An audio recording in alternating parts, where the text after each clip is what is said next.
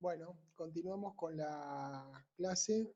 Habíamos terminado, les tenía que presentar pantalla. Acá voy a compartir.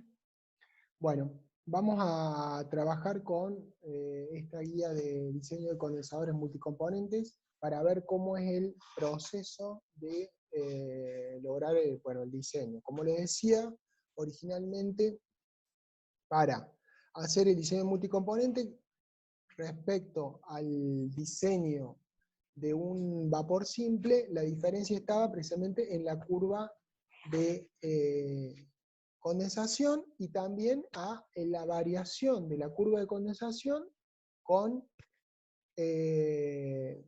con la temperatura, al variar las proporciones de las mezclas. Al variar la proporción de esa mezcla, cambian las propiedades, con lo cual yo tengo que hacer un desarrollo físico-químico básicamente, y después el resto del cálculo es realmente bastante similar.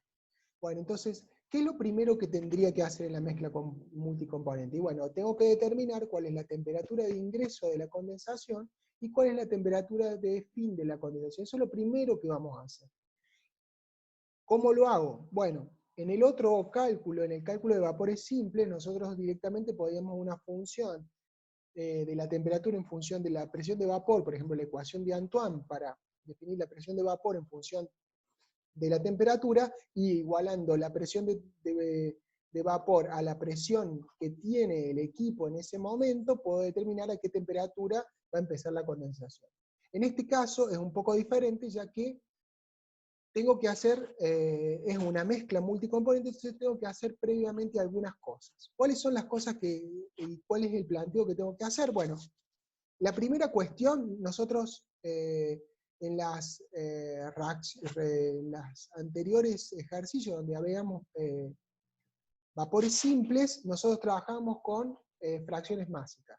Ahora vamos a empezar a trabajar con fracciones molares y por caudales molares. ¿Por qué? Y bueno, precisamente porque las propiedades y el proceso, al establecer mezclas multicomponente, el proceso necesariamente tiene que trabajar con moles porque las proporciones son molares y las propiedades de mezcla se sacan en función de las proporciones molares. Entonces, la fracción en peso, como está marcada aquí, ¿sí? Lo que tengo que hacer es pasarla dividiendo por la peso molecular de cada uno de los componentes de la mezcla. Por esto esta es la proporción o el caudal de cada uno de los componentes, fracción en peso de cada uno, para sacar la fracción de cada uno de los componentes, másica de cada uno de los componentes, para llevar la fracción, proporción molar de cada uno de los componentes en la mezcla. Por eso es moles hora, no es una fracción, sino pero es una proporción, la cantidad de moles hora que tengo de cada uno de los componentes. Los subíndices, esto es a la entrada, el 1 es para la entrada, y el J es el subíndice del componente que hace referencia, ¿sí?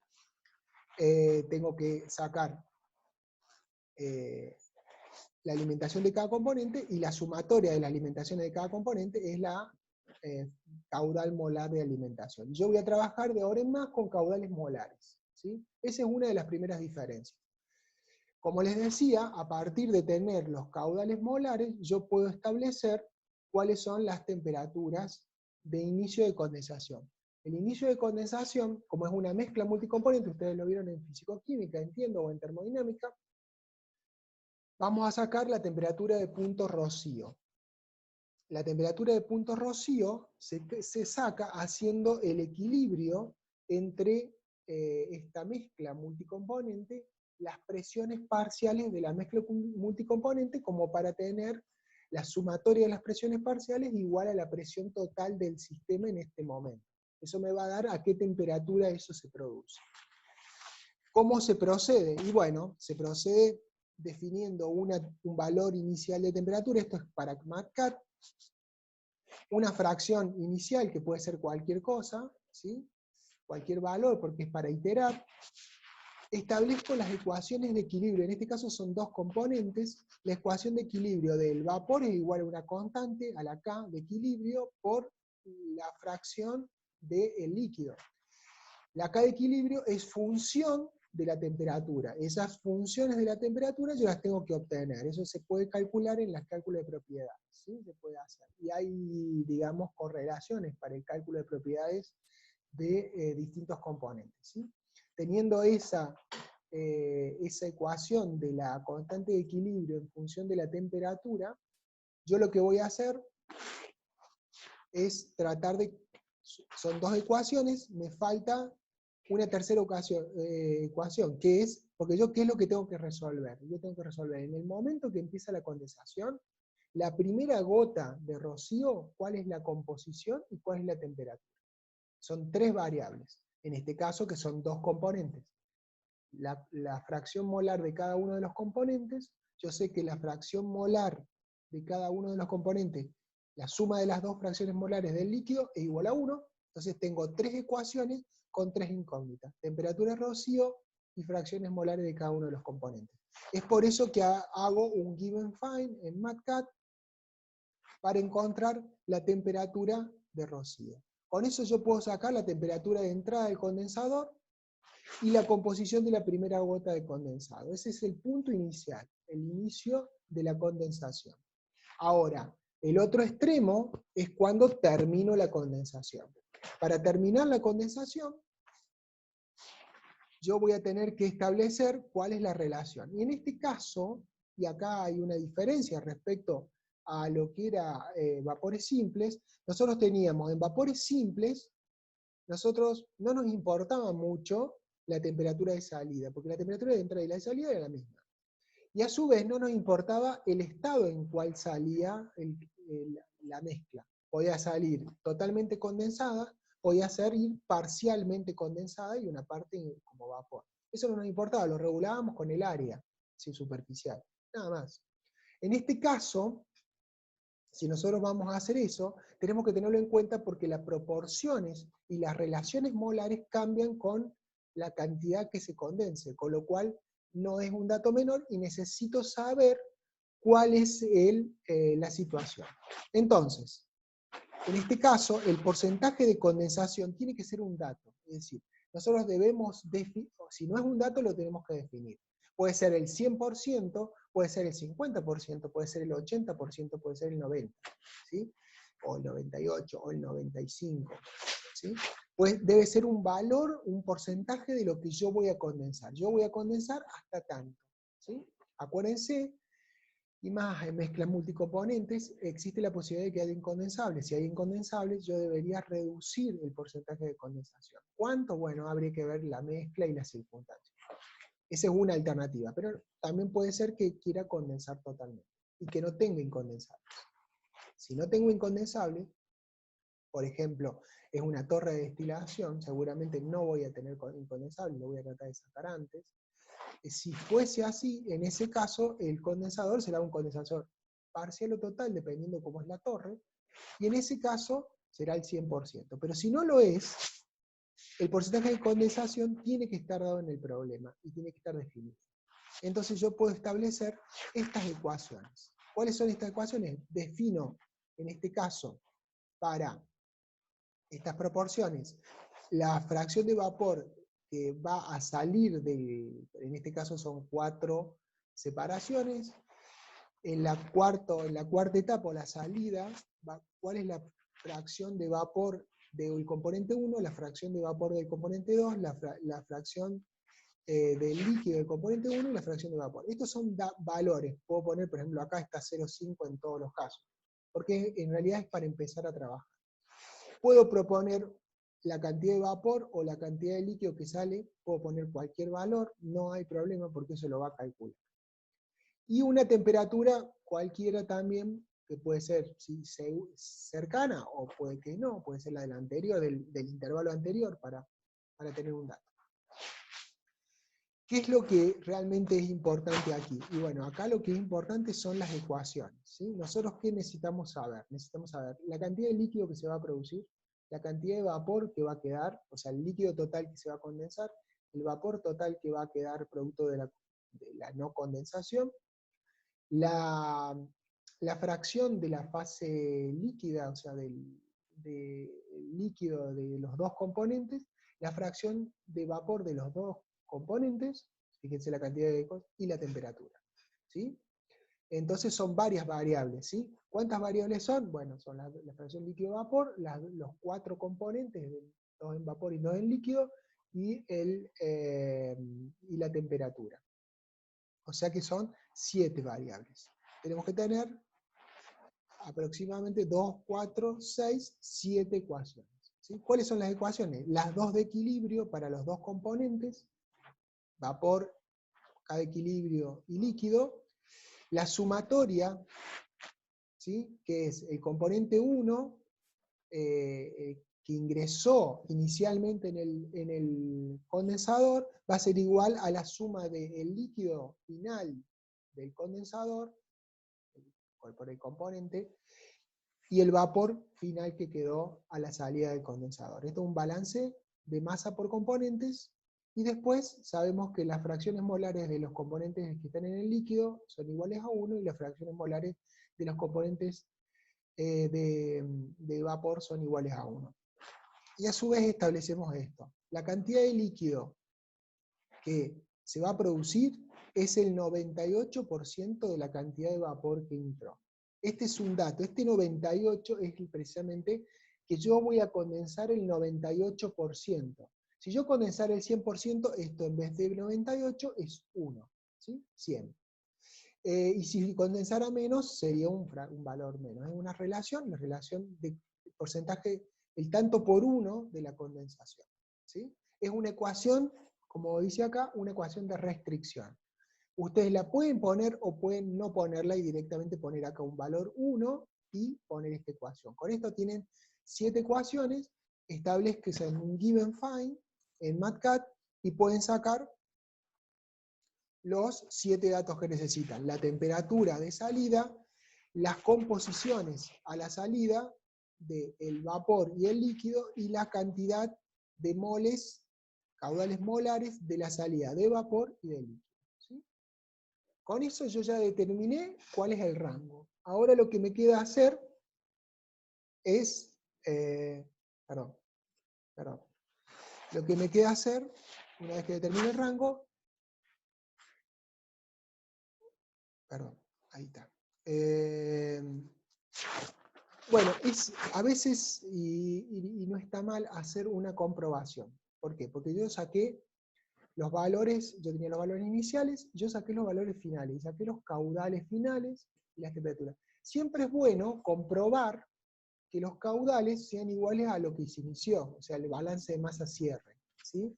En este caso, si se fijan, puedo tomar el B1, que es la cantidad de moles que ingresaron en el vapor al inicio, y si sumo la cantidad de cada componente, el líquido de cada componente en moles hora de cada componente, y el vapor que sale de moles hora de cada uno de los componentes, si hago la suma, debería dar exactamente igual a esto. Si no da, estoy en problema. ¿Por qué se usan verificaciones? De ahora en más es importante revisar datos. ¿Por qué? Porque vamos a sacar un montón de datos. Y esos datos que nosotros sacamos, como estos, por ejemplo, tienen que ser chequeados. ¿Qué quiere decir? Porque es muy difícil encontrar errores, porque vamos a encontrar un montón de ecuaciones que vamos haciendo. Si nos equivocamos en algo, tenemos que tratar de ver coherencia. Yo después, cuando veamos ejercicios propiamente dicho, les voy a mostrar algunas cuestiones que tienen que mirar si quieren ver coherencia. Pero es sumamente importante que, digamos, no sea un copie-pegue de un ejercicio, sino que tiene una lógica de cálculo y tiene que respetar. Y hay cosas que sí o sí se tienen que hacer. ¿Sí? Pero ya vamos a entrar en detalle en eso cuando veamos el ejercicio propiamente dicho. Ahora solamente estamos viendo cómo se resuelve, cuál es la dinámica, la lógica de cálculo. Bien, siguiendo con esto, nosotros tenemos, como dijimos, un rango de temperatura de entrada de vapor y temperatura de salida de vapor. Si tenemos este rango, lo que tenemos que hacer es, como dijimos, es cortarlo en rodajas al intercambiador. Si lo vamos a cortar en rodajas al intercambiador, lo que podemos hacer es dividir el rango total de condensación entre la temperatura 1 y la temperatura final, temperatura inicial y temperatura final, dividirlo en rodajas. En este caso, se divide en 3 rodajas. Al dividirlo en 3 rodajas, son 4 temperaturas, ¿sí? Entonces, en este caso, a ver, acá hay una cosa que hay que hacer referencia. En este caso está dividiendo el salto térmico total, por el producto de la condensación, dividido 3. Eso es lo que normalmente se hace en todo lo que son equipos, y en general en los simuladores también. Nada más que los simuladores a veces hacen 5 o 6 cortes. Lo normal es hacer más de 3. 3, 4 están bien. 5 ya a veces, en algunos casos, si la curva no tiene mucha variación, no tiene mucho sentido. Y en el caso de curvas complejas, tiene sentido. Por ejemplo, vamos a hacer un caso en particular donde deberíamos tener en cuenta, o sea, las separaciones tienen 2 aspectos, ¿sí? La curva es más o menos, tiene una pendiente, un trabajo más o menos lineal, no hay demasiado problema. Ya vamos a ver, yo voy a dejar de compartir esto, y voy a compartir otra vez nuevamente la pantalla, con un planteo para que ustedes vean qué es lo que estoy tratando de decir. Supónganse que tenemos esta configuración. Si nosotros tenemos esta configuración y cortamos en rodajas, fíjense que normalmente vamos a hacer esto, ¿no? Por ejemplo, 4 rodajas yo estoy tratando de linealizar, y eso no sería mucho problema. Ahora, si yo tengo esta situación, fíjense, a mí no me conviene dividir en intervalos parejos, porque acá, entre este punto y este punto, hay una línea recta. Pero entre este punto y este punto no la hay. A lo mejor me conviene llegar hasta acá, hacer una línea recta acá, después hacer otro intervalo hasta por acá, por ejemplo, donde va variando, después hacer otro intervalo acá más recto, y después hacer otro intervalo con esta pendiente. ¿Sí? Y eso no va a ser de la mismo ancho el intervalo, o sea, no voy a dividir por un número. Entonces yo tengo 2 opciones.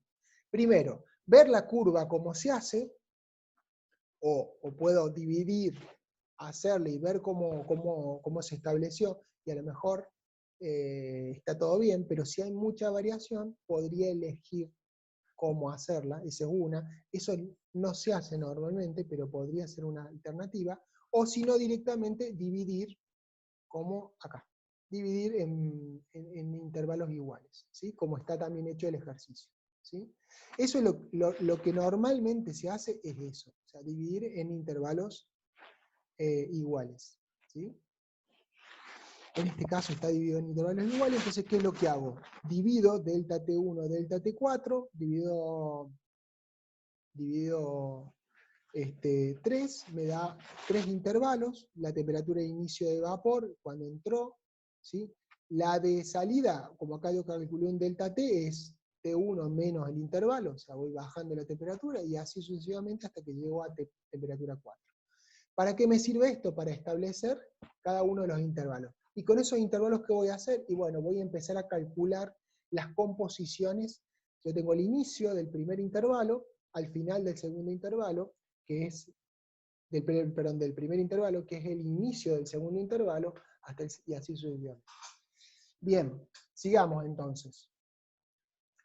Las composiciones, ¿cómo las voy a calcular? Y bueno, yo tengo ya al final del primer intervalo, yo puedo calcular las composiciones, haciendo las mismas ecuaciones, básicamente las mismas ecuaciones que hicimos para establecer la temperatura de salida y el punto de salida, ¿sí? Con la única diferencia que no le voy a poner una restricción. ¿Qué es lo que voy a hacer? El balance de componentes, la ecuación de cada uno de los componentes de fase vapor, que están en la fase vapor y en la fase líquida, los 2 componentes que forman parte de la mezcla. En este caso, si hubiera más componentes, tendría más ecuaciones, y las sumatorias de las fracciones molares, ¿sí? Acá no tengo la temperatura, ya que la temperatura ya la predefiní, es la temperatura 2. Entonces acá todo es en función de la temperatura 2, entonces en vez de 7 variables, tengo 6 variables. Entonces hago exactamente lo mismo, pero voy a obtener 6 valores, que es la temperatura del intervalo 2, que ya la sé, eso no hay problema, porque ya lo tengo definido, es la temperatura que ya definí, y los valores de las composiciones y las cargas, ¿sí? Entonces, ¿eso qué me va a servir? Y me va a servir para saber las fracciones de cada uno de los componentes a la salida de ese intervalo, los caudales a la salida de intervalo del líquido y del vapor, el calor molar de vapor y líquido condensado por componente de la salida de cada intervalo, ¿sí? Porque ya tengo L2 y después puedo sacar por cada componente, ¿sí?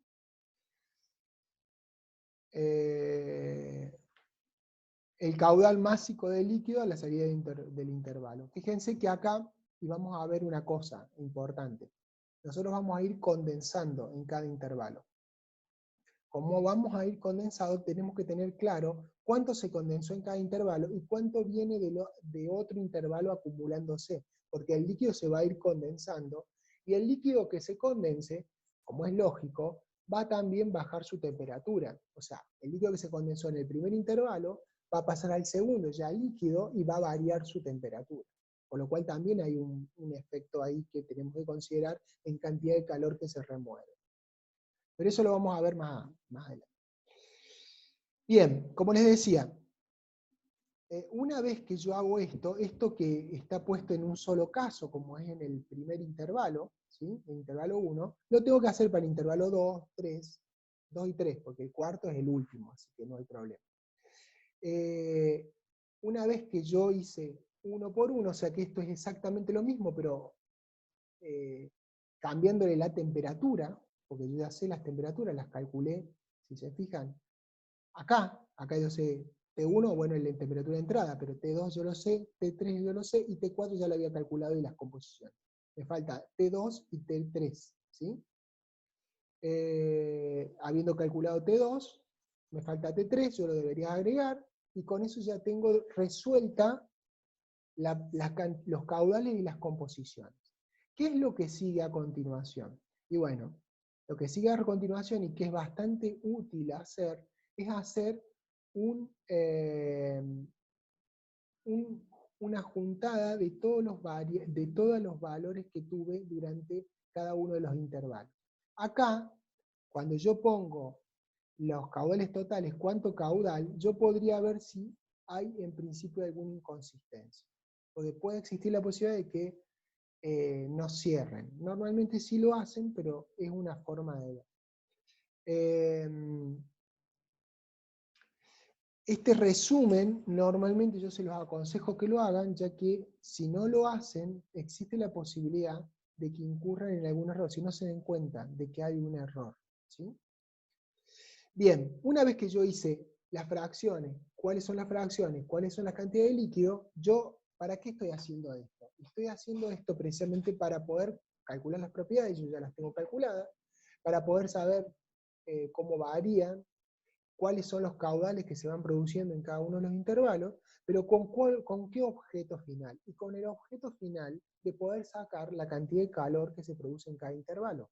Y después calcular, por ejemplo, el delta T medio logarítmico de cada intervalo, y después poder calcular el H de cada intervalo, ¿sí? Entonces, lo que primero tengo que hacer, una vez que hice esto, y sé cuánta es la composición de cada uno de ellos, lo que tengo que hacer es empezar a calcular el balance de energía de cada intervalo, ¿sí? La carga de intervalo, ¿cómo la puedo hacer? ¿Sí? Para la entalpía del líquido condensado, ¿sí? Por conveniente, por intervalo, yo lo tengo que evaluar la variación de entalpía. Si yo empecé este delta H de líquido, va a ser yo lo puedo tomar a cada uno de los intervalos, desde una temperatura desde un valor hasta esa temperatura, desde un valor hasta el otro, ¿por qué? Porque tomo 2,73, es decir, tomo un 0, hago 0, acuérdense en físico-química, ustedes tomaban un H igual a 0, para tomar ese valor y de ahí en adelante crecer en entalpía. Entonces después puedo, si yo sé el líquido de 273 hasta la temperatura que yo quiero, que es la temperatura del intervalo, ¿sí? Después por diferencia entre intervalos puedo sacar el delta H de la parte líquida. ¿Se entiende?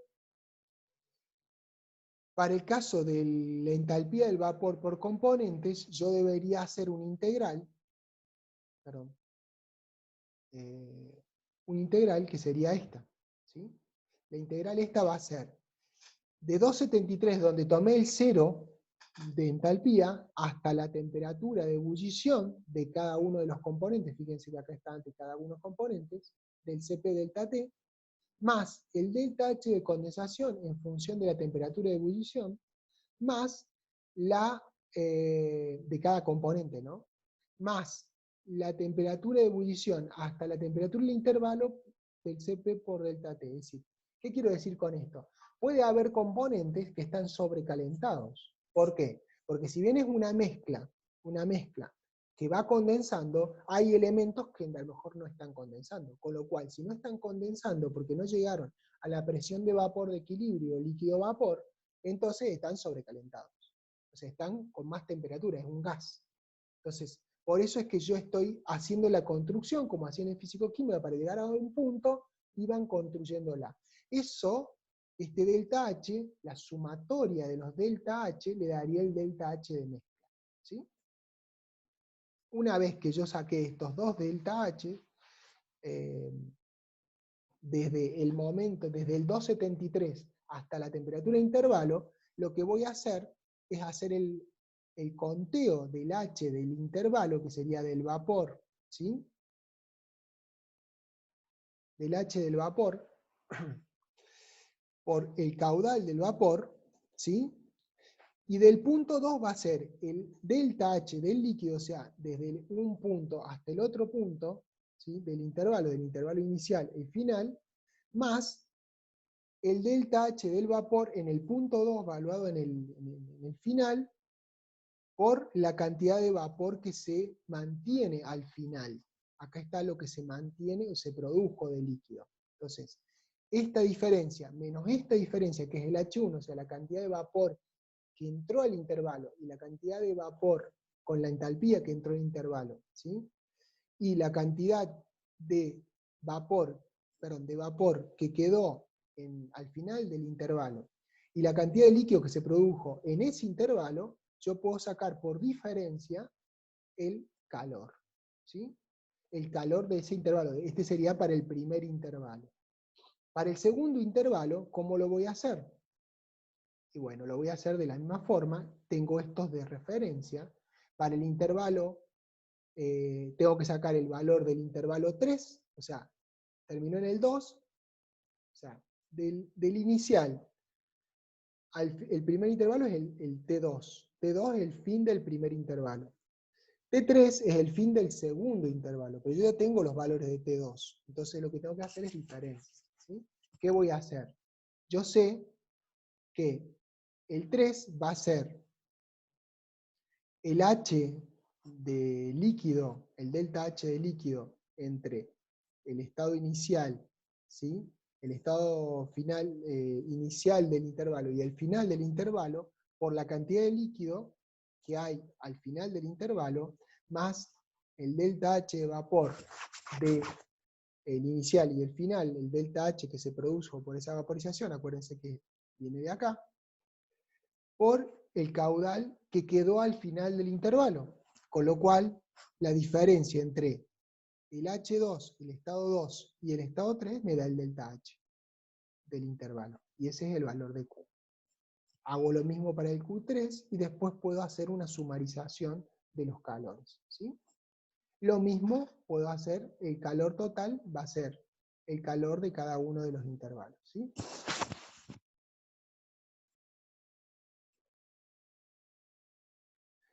Bien, una vez que yo resolví la fisicoquímica, esto es resolución de fisicoquímica pura, ¿sí? Cuando yo resolví la fisicoquímica, que es obtener los caudales y las composiciones, pasar esas composiciones, tomamos esas composiciones para poder armar las ecuaciones de entalpía, y una vez que hacemos las diferencias de entalpía en cada uno de los intervalos, sacamos los Q. Bueno, ya tenemos los Q de cada intervalo, con lo cual puedo perfectamente calcular, por ejemplo, si yo tengo cuál es el salto térmico, puedo entrada-salida, dividido 2, puedo sacar la temperatura media, y con eso, sabiendo entrada y salida, si yo defino la entrada y salida, puedo saber el caudal de agua que necesito. Porque ya saqué el calor total, que es la suma de los intervalos, ¿sí? Y con eso puedo sacar la temperatura de cada intervalo, ya que yo sé cada uno de los Q que sale acá, teniendo la temperatura inicial del agua, puedo sacar las temperaturas de cada uno de los puntos o cada uno de los estos intervalos que yo he hecho. Con lo cual puedo tener perfectamente, puedo calcular el delta T medio logarítmico, ¿sí? Pero antes de eso, hay una cosa que tengo que tener. Este es un calor acumulado por cada intervalo, que es bastante bueno para poder sacar después cómo varía, ya lo vamos a ver. Y estos calores acumulados me van a servir para sacar lo que sigue a continuación, que es el calor sensible de la fase vapor. ¿Qué es el calor sensible de la fase vapor? Significa cuánto, eso que se acuerdan que yo dije, cuánto del calor total es calor sensible de la fase vapor. Como le decíamos al inicio, se fijan acá, cuando les hice acá, les dije que esta parte es porque puede estar con calor sensible en la fase vapor. Es decir, un componente que está a una temperatura que no es la temperatura de condensación para esa relación que tiene esa fracción, con lo cual tiene que bajar su temperatura. Para bajar su temperatura, eso es calor sensible. ¿Sí? Tomando en cuenta eso, yo dentro de las ecuaciones voy a necesitar resolver esta parte, que es el calor sensible de la fase vapor. Que básicamente es entre un intervalo y otro intervalo, ¿sí?, hacer la sumatoria de los Cp delta T de la fase vapor. ¿Sí? Con las composiciones, ¿sí?, voy a poder sacar la fracción de vapor, lo que hay de vapor por esta diferencia que hay de temperatura, voy a sacar el delta HS. Ese delta HS multiplicado por la fracción vapor, voy a ir sacando cómo se recalienta. Porque acuérdense, yo tengo una temperatura y voy variando esa temperatura. Como va bajando la temperatura, hay un efecto que no solo es condensación, es baja de temperatura de calor sensible. Eso es lo que estoy tratando de sacar aquí. Estoy tratando de sacar la cantidad de vapor que hay en ese intervalo, entre la entrada y la salida del intervalo, por el delta H de esa entrada y salida. Entonces, evaluando en cada salida de intervalo, en el 2, en el 3 y en el 4, yo puedo ver por diferencia de la entrada menos la salida, y puedo sacar la cantidad de calor, ¿sí? En este caso, es el vapor que salió a la salida, ingresó, bajó su temperatura, pero no condensó, con lo cual, ese vapor, desde el primer punto de cuando arrancó, hasta que pasó por el primer intervalo, bajó su temperatura, pero no tuvo como efecto esa baja de temperatura una condensación. Entonces, al no tener una condensación, es calor sensible. Entonces, yo por eso es que estoy poniendo el B2, o sea, la cantidad, el caudal que pasó o que todavía se mantiene como vapor luego de haber pasado el intervalo 2, por el delta H de calor sensible del vapor. La cantidad de vapor que quedó luego de pasar por el intervalo 3, por el delta H de ese salto térmico, y la cantidad de vapor que quedó al final, en el último, después de salir del condensador, por el delta H de ese intervalo. Con todo eso yo puedo construir el calor sensible del intervalo. Y tengo el calor total del intervalo. ¿Eso para qué me va a servir? Y me va a servir para sacar esta relación. Relación de calor sensible sobre calor total. Esta relación me sirve en las ecuaciones de transferencia de calor. Ya la vamos a usar, ¿sí? Ya la vamos a colocar. Es una variante adicional que no lo tenemos, porque es cero ese variante de calor sensible en mezcla simple, pero sí lo tenemos acá, ¿sí? Bien. Entonces, esa es más o menos la dinámica. Eh, entonces, cuando nosotros vamos a hacer un intercambiador, por ejemplo, en este caso un horizontal por carcasa, ¿qué es lo que vamos a hacer? Y bueno, el vapor va a ir por la carcasa y el refrigerante por los tubos. Entonces tengo que calcular para la carcasa. Como siempre, voy a partir de un área de diseño, un U de diseño, perdón, acá está un valor de donde se saca. Voy a sacar el delta T medio logarítmico global, en este caso sí, lo tomo como un todo al intercambiador. Voy a sacar el U por A, ¿sí? Y voy a sacar un delta T medio logarítmico, un delta T medio balanceado. ¿Por qué? Porque se acuerdan que los delta T eran diferentes en el intercambiador por la forma, en el condensador por la forma que tenía la curva de condensación, pero en este caso voy a hacer un delta T balanceado. ¿Para qué? Para sacar un área de diseño, como hicimos antes. Nada más que acá voy a sacar un delta T balanceado, delta T medio logarítmico, Q dividido el delta T medio logarítmico me da U por A. Entonces con Q total voy a sacar el valor. Este Q es el Q completo, ¿sí? Entonces, estableciendo una primera área de diseño, ¿se acuerdan? Establecíamos un área de diseño y esa área de diseño la corroborábamos. Acá voy a tener, saco las características del condensador que quiero poner, es tomado de un ejemplo, ¿sí? Con eso calculo, en este caso, el área real, una vez que elegí, con respecto al valor que tenía original, yo determino la longitud de tubo, el diámetro de tubo, el diámetro de la carcasa, la cantidad de tubo, etcétera, etcétera, y con eso saco cuál es el área que no va a ser exactamente igual al área que proponía originalmente. Esta es mi área propuesta para el diseño, ¿sí? Y este es el coeficiente real que se saca a partir de eso. Eso es lo mismo que en los otros ejercicios. El coeficiente pericular por el lado de los tubos es exactamente las mismas ecuaciones porque acá va a ser refrigerante, no hay mucho para ver, ¿sí? Esto no lo tenemos que ver. Y sí ya tenemos que empezar a ver las propiedades de mezcla que vamos a establecer para el caso de la mezcla gaseosa, ¿sí? En este caso, lo vamos a evaluar, por ejemplo, para el CP del vapor, para cada uno de los componentes y para cada uno de los intervalos, ¿sí? Estos son los componentes y estos son las temperaturas, los intervalos. Entonces, acá esta composición está hecha para poder sacar el CP en cada uno de los extremos, ¿sí?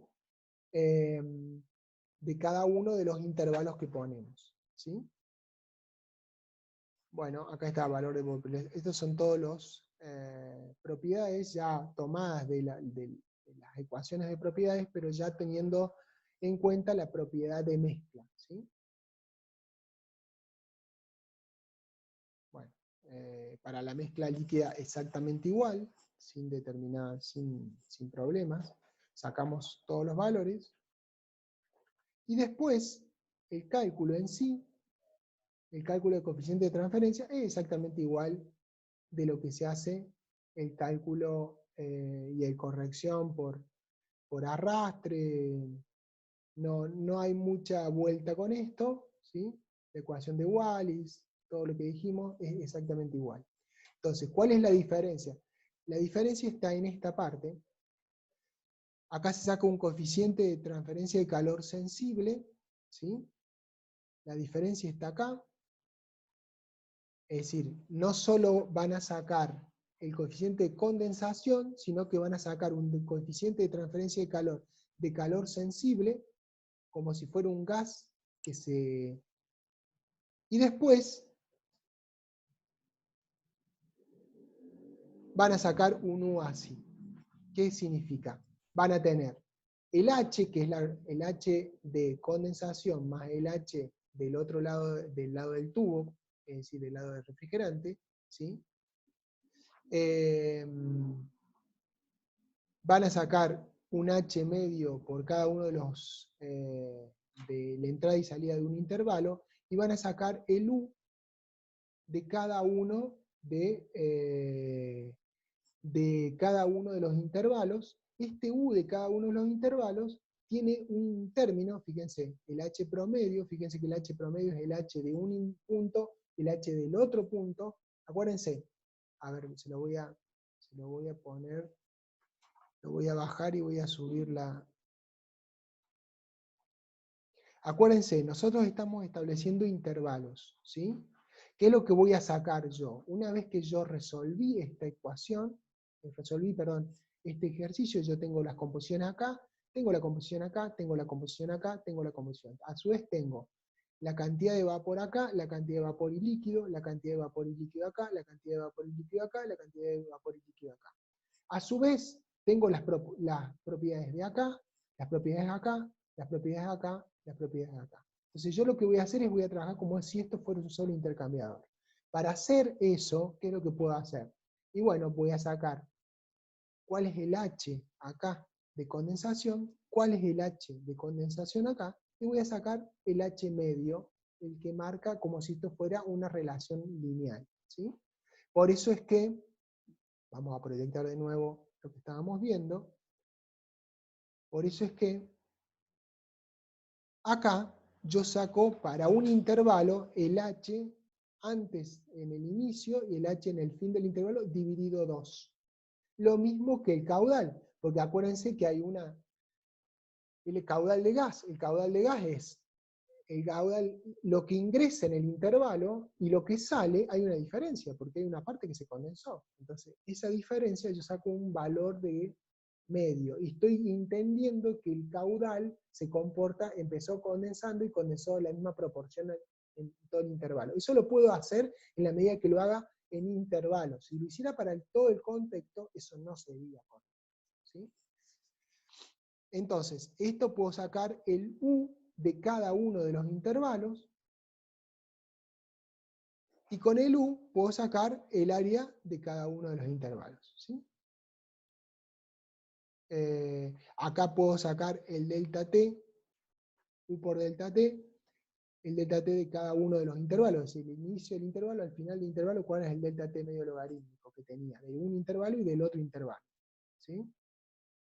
Como para tener una referencia mayor, calculo el A, que es el Q del intervalo, el U del intervalo, el delta T medio logarítmico del intervalo, saco el A, y la sumatoria de los A es el área total del equipo, ¿sí? Bien. Bueno, después hago exactamente lo mismo que hago. Esto es lo que cambia de un intercambiador con calor, pero con multicomponente, de un intercambiador, un condensador de multicomponente con respecto a un condensador simple. Bueno, cortamos acá porque si no se va a hacer muy, muy largo. En el otro video, en el próximo video, vamos a ver ya otro tipo de condensadores.